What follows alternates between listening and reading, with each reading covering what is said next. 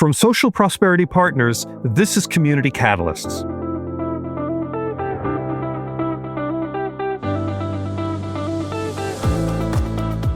Welcome to Community Catalysts, the podcast that explores the qualities of community leadership and the many paths and forms it can take. I'm your host, Matt Lehrman.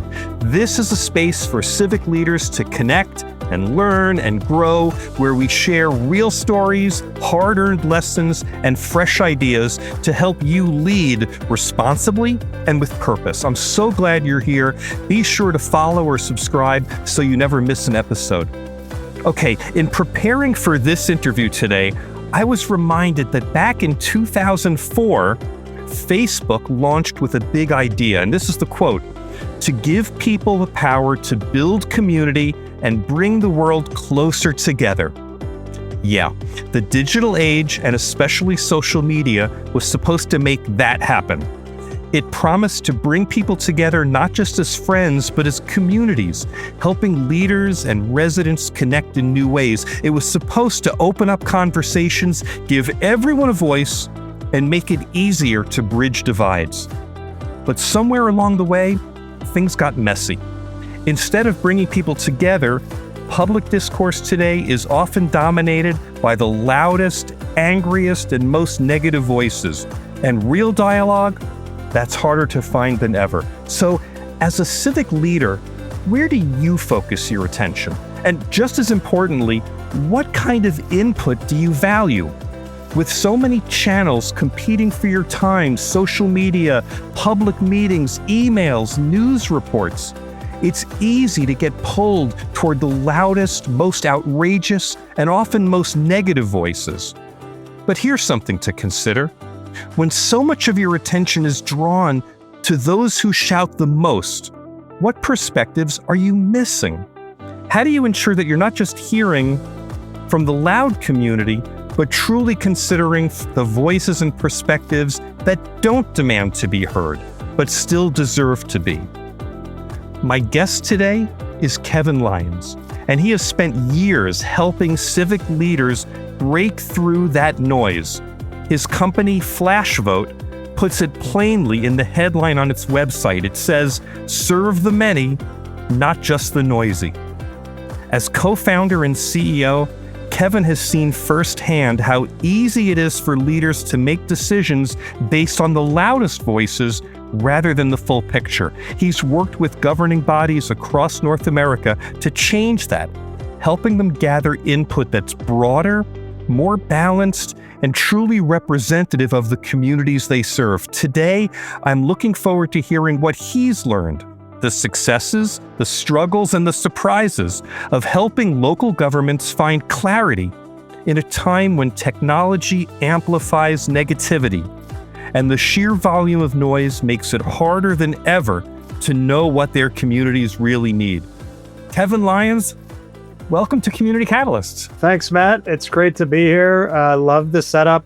It's going to be a fun conversation. It is. And Kevin, I just want everyone to know, you and I actually met last January at the Massachusetts Municipal Association's annual conference in Boston. And let's just be clear, you had a booth in the exhibit hall, and I was there delivering my keynote from Conflict to Conversation. And from the moment we started talking, it felt to me like a real meeting of the minds, like we were tackling the same challenge from different angles, but speaking the same language. And I just have to ask you right up front, did you feel the same connection? Oh, absolutely. I mean, as soon as you started talking about what you were interested in, like why you stopped at the booth, I think we click like that because you've seen the same stories and you've experienced the same challenges.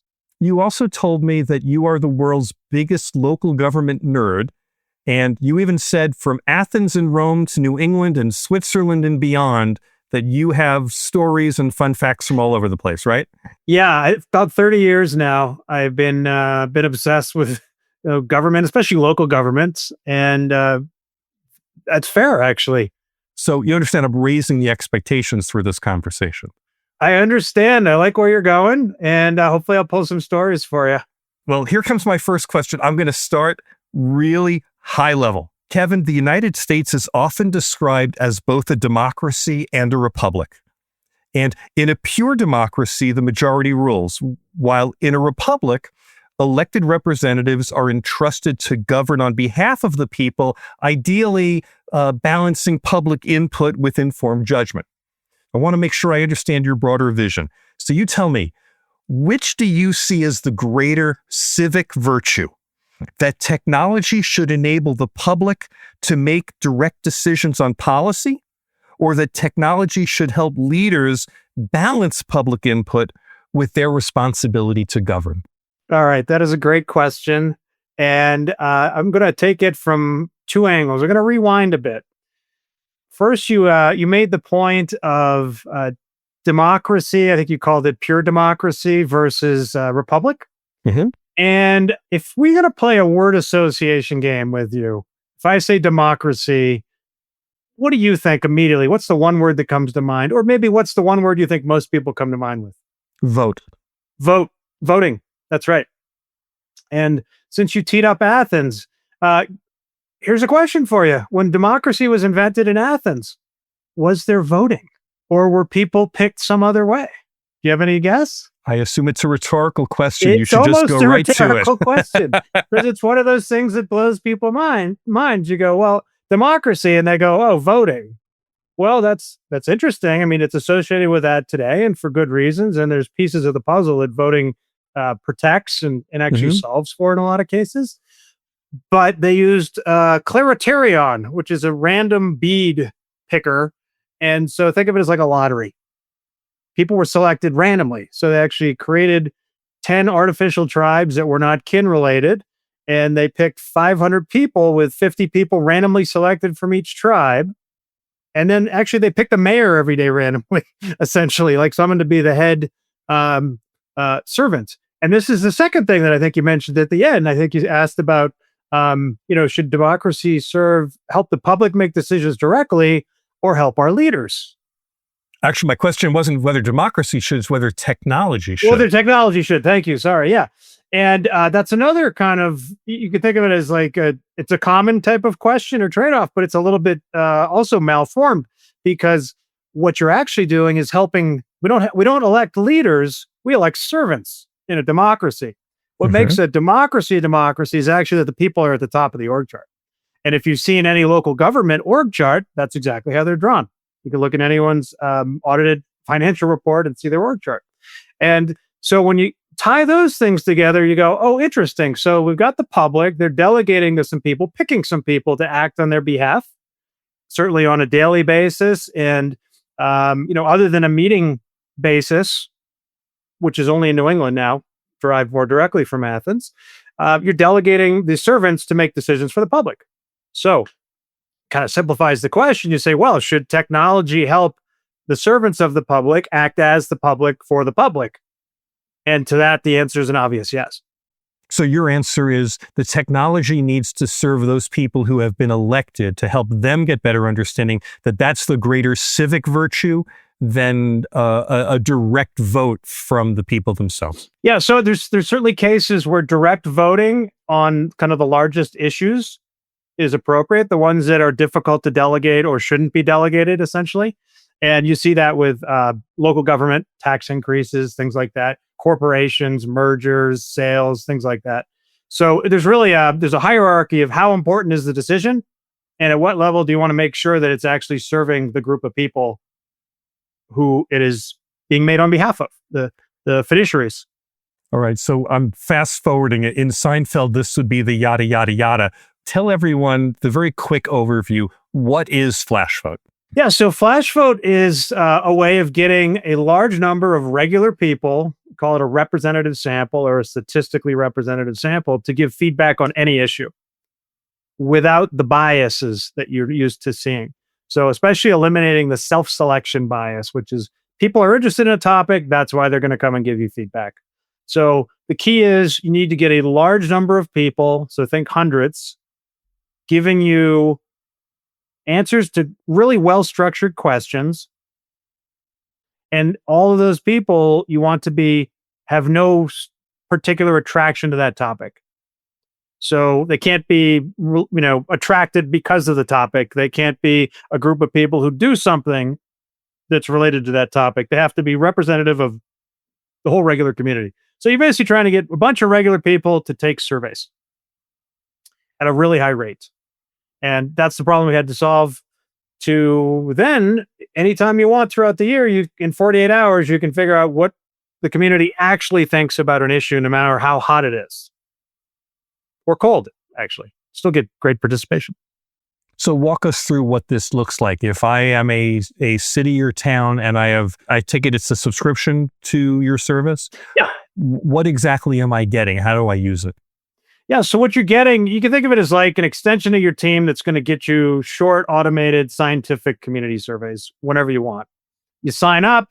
We work with you to build the panel. We give you some stuff you can push out that's been vetted and tested, and then we do our own outreach. Okay, wait, hang on. Let's break this down. You said to recruit the panel. You mean to go out and find some large number of people who agree that on a periodic basis they will receive an email which will ask them to go to a website where they can answer a series of questions. Yeah, more than that. It is more inclusive than that. So it can be an email, it can be a text, it can be a phone call, it can be some combination. But basically, fully inclusive way. All they have to do is say, "Yep, I'll give it a shot." And once they do that, we have their contact information, other information, and we're able to get a survey question to them quickly and conveniently. And how large of a group are you talking about? I mean, you want to have ideally 200 to 600 responses or more. That's a plus or minus 7% to a plus or minus 4%. There's no real difference in those numbers from a decision-making standpoint. But if you can do that, what's great is now you can actually generalize to the whole community. The key is because the people taking those surveys are taking it no matter what the topic is. They didn't know what it was going to be. It shows up, they're done in a minute or two, and they're moving on. You can generalize because the people taking the survey look like the people not taking the survey in the community. That's so the key. Let's be clear. So if there's a zoning issue in town that is contentious and the neighbors, who are in that area, they don't want it, and 50 or 100 of them show up at council and they say, we oppose to this, and this council is using your service. Are those 100 people then automatically, or not automatically, but are they running to sign up to be on the FlashVote panel in their city, hoping to have some sort of outsized influence on the measurement that's going on? So that's a great example. And we have a lot of examples like that for housing, especially, but also backyard chickens or summer hockey or whatever. And what happens is if you do a normal questionnaire, like an online questionnaire, like it's, SurveyMonkey or something, you put the questionnaire out there in the wild, the links out there, and then the people who are interested in the topic, like this group you've described, they're following the issue, much higher rate than regular people. So they find out about the survey questionnaire at a much higher rate. Then they take it at a much higher rate than regular people. Yeah, and they fill it out for their kids and their parents, and they're gaming the system because they're just trying to get as much into it as possible. That's right. They were trying to have as much influence as they possibly can, knowing that they're gaming the system, basically. And your system? Yeah, well, they can't do that. So this is the key. After that, they'll also tell their friends. So if one person even finds it, and then they have a bunch of people on one side of an issue, all of a sudden it goes out to the whole group. And that's where you get this ridiculous skew. So in our system, what happens is the survey, and this happens regularly, the survey will start. We'll send our notifications to the people in the panel. And then at some point, someone, maybe if there's a really hot topic, someone will share that survey or find out about it who's hot on an issue for or against something. And they'll take it and then they'll share it with their friends and so on and so on. And we might end up with, say we have 200 or 300 panel respondents. We might also get 50, 100, 200. We've seen over 1,000 in one case of other people take the survey. Oh, so the link isn't private. Other people can use the link. That's interesting. Yeah, but it's tracked. And so what's really cool about that is we can see what the scientific sample says. And then we can also see what the noise sample says, what the open sample says, the engagement sample, if you will, people who are interested in the topic. And they're very different. And so you can imagine without the scientific data, all you have is that sample of people that, gosh, I had no idea 85% of our town played hockey. Who knew? Right? Or that 60% of people really want backyard chickens, or whatever the issue is, right? Or 80% of people hate children or something. It's like they hate playgrounds. You never know which side of a thing you're going to get, right? And so when you have the challenge of people hearing from real people at meetings, on social media, and seeing specific comments, they need something to counterbalance that. And that's really the key to having the data. Because without it, they're going to get swayed, misled, and not because anyone's bad intention. So this is what I really am understanding here is this panel that you're putting together is, I think of it like as a durable asset for a community. You've got 200, 400, whatever number of people, and it's not that they're responding to a hot button issue that they cared about, which got them there in the first place, that you're going back to this panel over time to try to assess how they feel, how the breadth of them feel about whatever is the question that's put in front of them. That's right. Yeah. So the idea is, how do you get regular people to give you feedback in large numbers on a hot topic? It's the hardest problem in scientific surveying. Is the panel qualified in some way? Do you know that you have the diversity of your community by age, gender, race, other factors as well? Yeah, we track a bunch of demographics in the panel, and depending on the topic, we can track additional ones. But it turns out you want to actually be able to see differences. So when you think of like political polling, you do all these, you get some responses, you do a bunch of fudge factors, and you go, hey, 47% are going to support candidate X, right? But when you're doing data for decision support, especially in local government, the way you want to think about it is, hey, well, we could average all this stuff away and give you like a fudge factored number and say, this is what your community thinks about this. That's useful. But what's better is like, hey, is there a difference between different age groups? Is there a difference across different parts of town and how they think about the quality of parks or how safe they feel or whatever it is? And that's the real value, because it's not just having that one number, it's having those demographics that you mentioned, being able to do comparisons that really give you make sure you can do the equitable services. Kevin, I'm not usually a fan of devil's advocate questions, but I have to ask one here because I'm imagining that we have listeners who might be skeptical in this moment. And I'm imagining that someone would say, what's wrong with listening to the loudest voices? Isn't it appropriate and necessary that we hear from the people who care the most? And why are we going to such lengths to record the supposed opinions of people who actually don't really care about this at all? Yeah, I'll go you one further. You probably heard this at a meeting. Well, if they cared about this, if they'd be here. Yeah. Right. If it was important to them, they'd be here.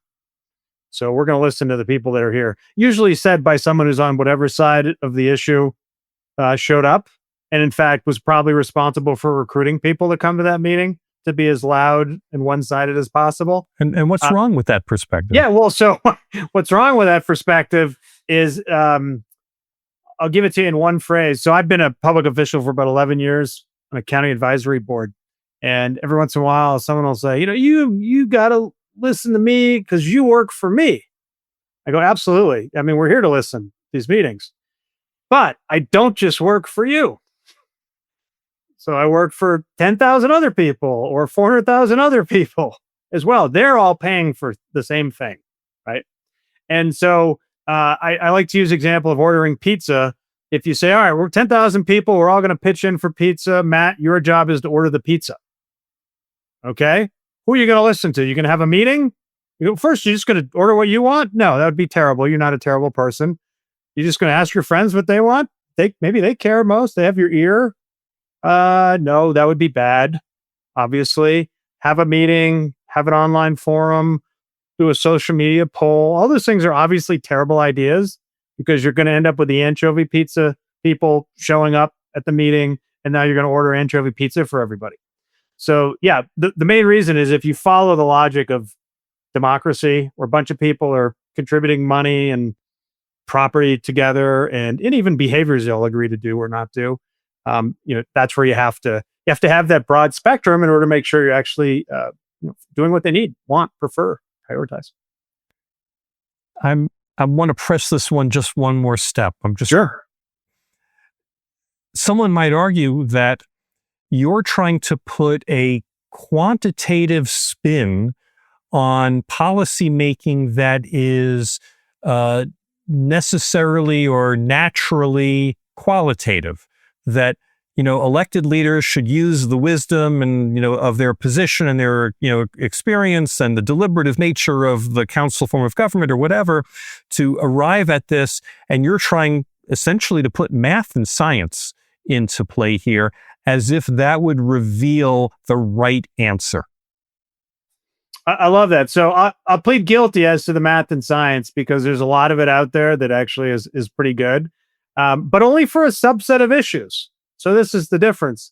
There's a lot of cases where people will say, "Hey, we need to engage the public." I'll give you an example. So, town in New Jersey, they say, "Hey, we've got these 3 fire stations. We're going to close one." So they go through their own internal, call it math and science, maintenance costs, response times, doing all these calculations to figure out, what? Fire engine 2 is going to be gone. We're closing that station. But then someone says, "Oh, you know what though? We need to engage the public on this." And the question is, why? What data do they have that you don't have? Right? All you're going to do is engage to enrage. You're going to get a bunch of angry people near the fire station that you're closing, even though you've already figured out objectively, no questions asked, this is the correct fire station to serve the community the best. And so that's one example. There's others where, to go back to the pizza thing, if you say, you go to a pizza restaurant, they ask you what topping you want, right? They might ask you what crust you want. They might even ask you like something about the sauce or whatever, if what your preference is. But what they don't ask you is like, "Hey, what kind of oven should we get? What kind of flour should we get? What temperature should we cook it at?" Right? Because that's their expertise, not yours. You know what kind of pizza you like. They don't. They know how to make pizza. You don't. And so that's another way to think about where you want to divide that line and where the input's helpful and when it's not. What you're saying is that we ask questions of the public about the outcomes that they want, but not necessarily the methods by which to get there. That's exactly a good way to categorize it. Yeah, because residents know what they want. They know the trade-offs in their life. They know whether they want to pay a little more money to have recycling more often or pay a little less to have it a little less often. Think of it as trade-off land. So public input is essential when you're in trade-off land, where you could pay a little more, get a little more. You could pay a little less, get a little less. And where you don't need it is where, "Hey, do you want to pay more and get less?" No, you don't have to ask that. The answer is no. That's why we have all these rules about, low cost bidders and so on. Or, "Hey, do you want to pay less and get more?" Well, you don't have to ask. You just have to do it. If you find a way to save us money, you have to do it. Those are the laws in government. And so it's that middle where you're tapping into citizen expertise. What do the residents actually know that you don't? And then aggregating it in a way where it'll inform the decision made on their behalf. Kevin, what I'm getting from this is FlashVote isn't just a technology, right? It's not just like SurveyMonkey, where I can put out a survey in 60 seconds with whatever question I want to put out there. If one of your clients wants to put out a survey, they don't just do it automatically. It flows through you. And are you then critiquing? Are you guiding them, coaching them to ask questions that actually are meaningful and actionable, things that tap into what the public is expected to know and not the things that they're not expected to know? Yeah, I think I'd say that's perfectly explained, which is there's a process of going from, what they want to know. They know what they want to know. They know what the issue is. They know what the problem is in their community. They know a lot of local knowledge, local details. We know how to get stuff out of people's heads. And we know how to engineer questions and whole surveys so that when the results come in, they have the answers that they need. They have the actionable data, as you said, for the issue at hand. And so it's critical that, if you think of those 3 things, the large numbers of people that are not correlated, not, self-selected to the topic, that third thing, the good questions, is key. Because without that third thing, you've wasted their time. Kevin, I want to tap into your expertise then. What's an example? What's a story that you can share of of a client of yours that used this and maybe they got a surprising answer to the question from what they expected? Is there an example of how someone used this to really great impact? Yeah, well, I'd say one of the interesting things we noticed, even when we looked at our first 300 surveys, the scientific surveys, and compared them to what people were hearing and believing based on their other input, the traditional input, is that about 2/3 of the time, about 70%, what they were hearing, the sentiment they had was the opposite of what the community actually wanted. So the surprises are frequent. And I say surprises, I should say in air quotes, because if you ask these people, how often do you think the input that you get is a good representation of your whole community? You know, professional government communicators are going to guess around 5 or 10%. And that's actually exactly what we saw for a match. And then we had 25% of the time was an exaggerated group, like it felt a lot bigger. And then 70% was that opposite. So it's a standard problem actually that we see. And I think the use case that we see a lot is there's a hot topic in an issue. There's a lot of noise or pressure on one side. Sometimes it's hijacking a project that people have worked on for a year. Picture something like the firehouse closing, right? We've worked on this really hard. We've put a lot of effort, got a lot of data, done a lot of math, and we're ready to go. But now you show up in the public meeting and a group of people, loud people show up, and now you're getting hijacked. Maybe it influences the elected officials, which is why they're there. And you don't get the decision that's actually best for the community out of it either. So we've been able to, by having the data in the room when the community isn't, as the representative of the other representative of them, been able to give elected officials, I'm going to say, not quite the courage. I think a lot of them have plenty of courage, but I heard it described as like the pit in my stomach is gone. So when I'm making the decision, I know I'm actually making the right decision. I'm not guessing, and when I'm guessing, I'm either lucky or wrong. You're saying that it gives them the confidence that what they're doing is in line with what the public hopes and expects. Because if the question is posed right, it's about the outcome, not the methodology to get That's there. Exactly right.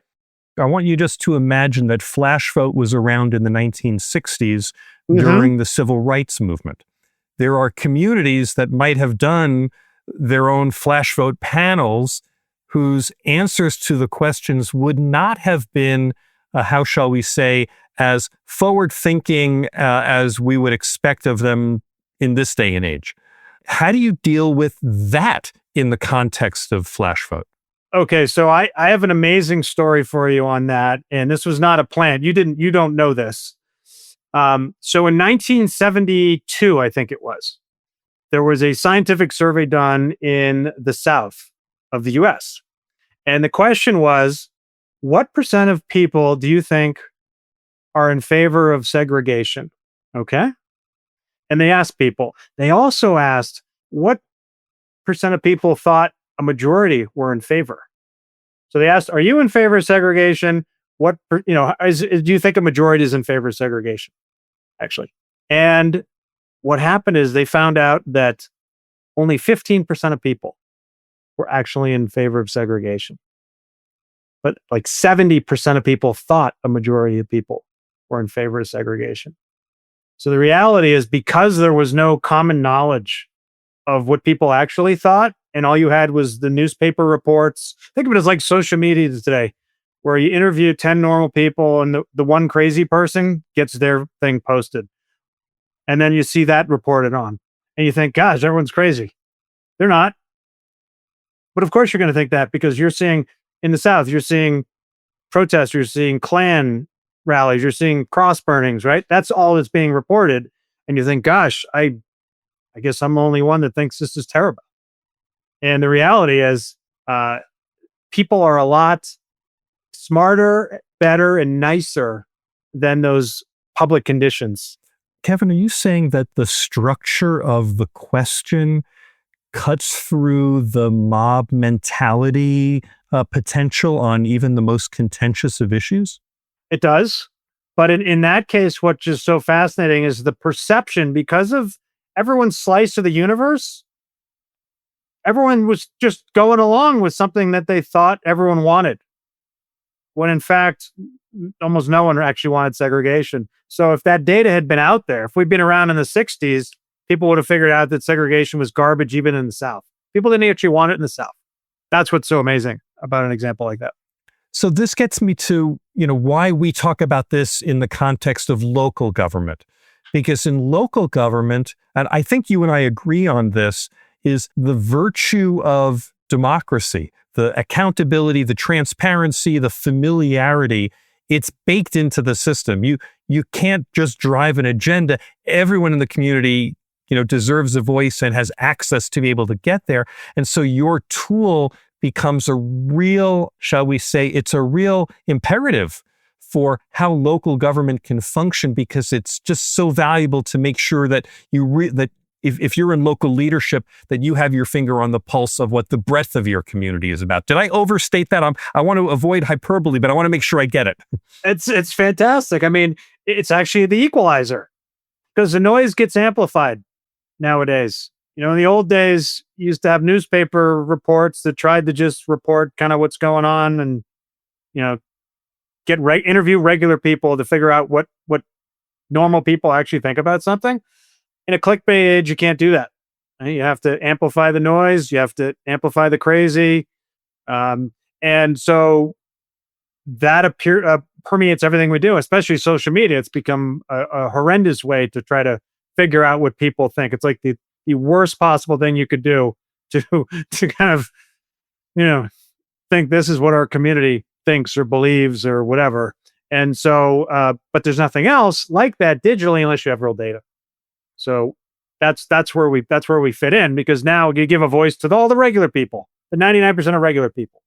Kevin, we have to wrap up, but before we do, I will put the information in the program notes, but tell listeners how they would get in touch with you if they wanted to find out more about how they could use your services in their community. Yeah, so they can definitely reach out anytime. They can go to the website, www.flashvote.com. I'm also pretty accessible. I do a lot of training, speaking, and so on.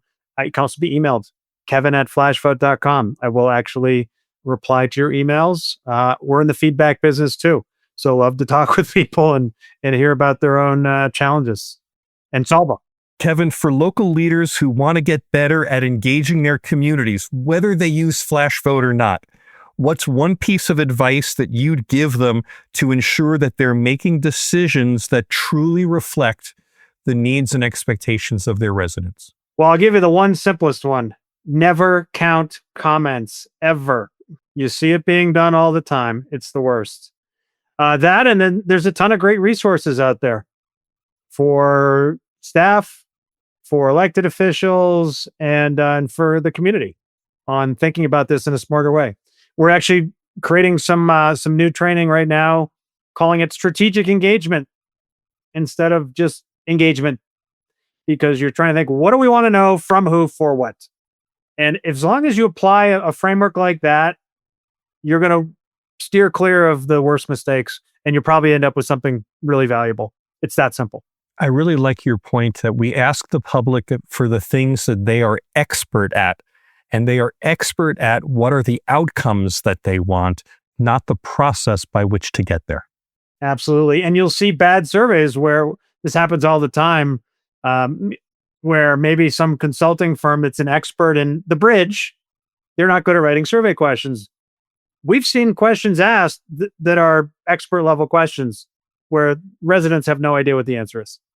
And so as our part of our process, we take those out and we convert them into an outcome-based or a perception-based or something that's going to be useful and accurate. That's the key.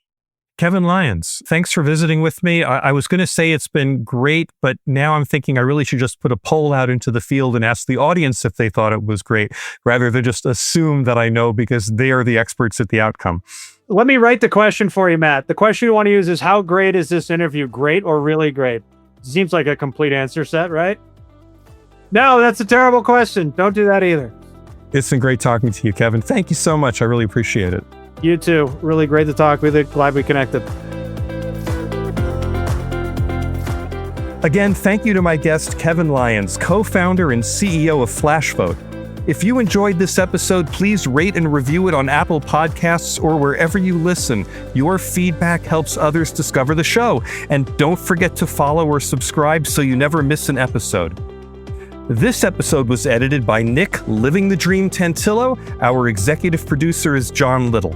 I'm Matt Lehrman of Social Prosperity Partners. If you have a question or a comment about today's topic, I'd love to hear from you. Reach me at 602-688-2724 or Matt, M-A-T-T, at socialprosperity.us. Do you have a story of lessons learned on your journey to leadership? Click the podcast guest link in the program notes. I'm always looking for instructive and inspiring voices to feature on the show. Hey, Kevin Lyons has reminded us that leadership isn't just about making decisions. It's about making informed decisions. And in an era where the loudest voices can distort the full picture, true civic leadership requires not just a willingness, but a way to listen beyond the noise. At a time of fragile public trust, his insights are a powerful reminder that better engagement leads to better governance, and that the best decisions serve everyone, not just the noisy. Thanks for listening. We'll be back soon with another Community Catalyst.